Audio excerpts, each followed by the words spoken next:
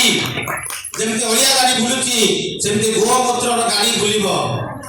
ଆଉ ସେଇଦିନ ଆମେ ଓଡ଼ିଶାରେ ଦେଖେଇଦେବା ଗୋମାତାକୁ ଯେଉଁମାନେ ଛାଡ଼ୁଛନ୍ତି ବାହାରକୁ, ବୁଝିଲେ କି, କାଳେ ହେଉଛି ମୂତ ଗାଈ ହେଉଛି ମୁତି ଦେବ ବାଲିରେ କି ଗୋଡ଼ିରେ, ବୁଝିଲେ କି, ଡବା ଧରିକି ଯିବେ ପଛରେ। କାଳେ ଗୋମାତା ଯଦି ଲିଟର ମୁତି ଦେବ ତାହେଲେ ମୋର 25 ଟଙ୍କା ପଳେଇବ, 2 ଲିଟର ଯଦି ମୁତି ଦେବ ତାହେଲେ ମୋର 50 ଟଙ୍କା ପଳେଇବ, ଯଦି 4 ଲିଟର ଗୋମାତା ମୁତି ଦେବ ତାହେଲେ 100 ଟଙ୍କା ପଳେଇବ।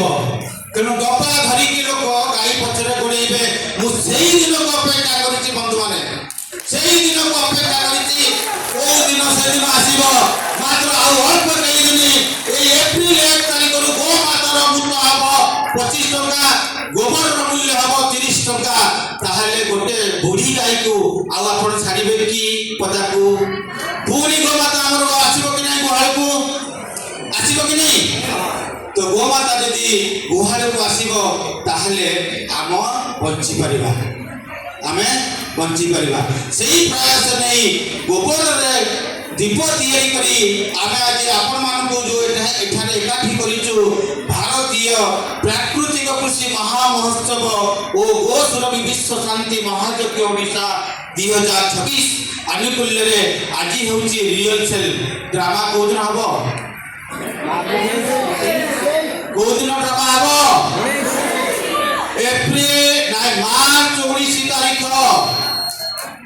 ସେଇଟା କ'ଣ? ମାର୍ଚ୍ଚ ମାସ 19 ତାରିଖ ଯୁଗାବ୍ଦ ଆରମ୍ଭ।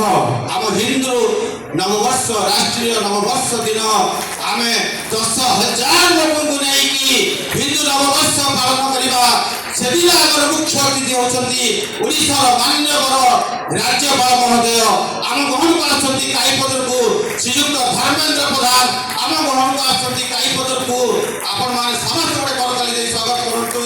19 ତାରିଖ ଦିନ ଆରମ୍ଭ ହେବ, ଶେଷ ହେବ 23 ତାରିଖରେ। ଶ୍ରୀଯୁକ୍ତ ମୋହନ ଚରଣ ମାଝୀ ମହୋଦୟ ଆସିବେ କାଇପଦର।